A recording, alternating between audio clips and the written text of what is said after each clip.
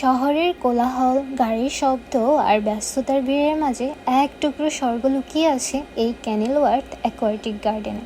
এখানে ঢুকলেই মনে হয় যেন সময় একটু ধীরেই চলে।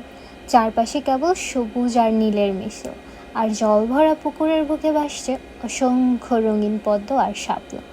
সকালের রোদ গায়ে মেখে ফুলগুলো যেন আপনাকে হাসি দিয়ে অভ্যর্থনা জানাচ্ছে।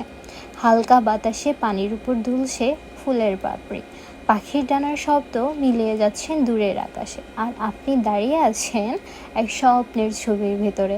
এখানে আসার পর আমার ঠিক এমনই মনে হয়েছে। এখানে আছে খুব সুন্দর একটা কাঠের বোর্ডওয়ার্ক, যা আপনাকে নিয়ে যাবে প্রকৃতির একদম কাছে, যেন শুধু শুনবেন বাতাসে ফিসফিসানি আর পানির মিষ্টি ঢেউয়ের সুর। মাঝে মাঝে দেখা মিলবে রঙিন পাখি, ব্যাঙ কিংবা কিছু মাছের।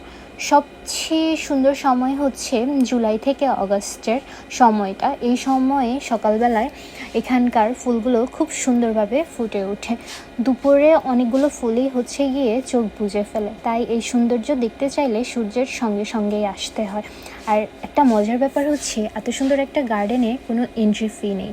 এখানে ভিডিওগ্রাফি এবং ছবি তোলার ব্যাপারেও কোনো বাধা নেই। আপনি আপনার ইচ্ছা মতো সময় নিয়ে এখানে ঘুরতে পারবেন, এমনকি পিকনিকও করতে পারবেন। এখানে হাঁটতে হাঁটতে আপনার মনে হবে যেন আপনি ছোটোবেলায় হয়তো দাদু বাড়ি, নানু বাড়ি ঘুরতে গেলে যে একটা সুন্দর গ্রামীণ পরিবেশ দেখতেন, এই জায়গাটাও না একদমই তাই। আমার কাছে এখানে আসলে মনে হয় যেন সময় কাটে না, এখানে বসে থাকি ঘন্টার পর ঘন্টা, এত সুন্দর। আর এখানে না বিভিন্ন রকমের পদ্ম ফুল দেখা যায়।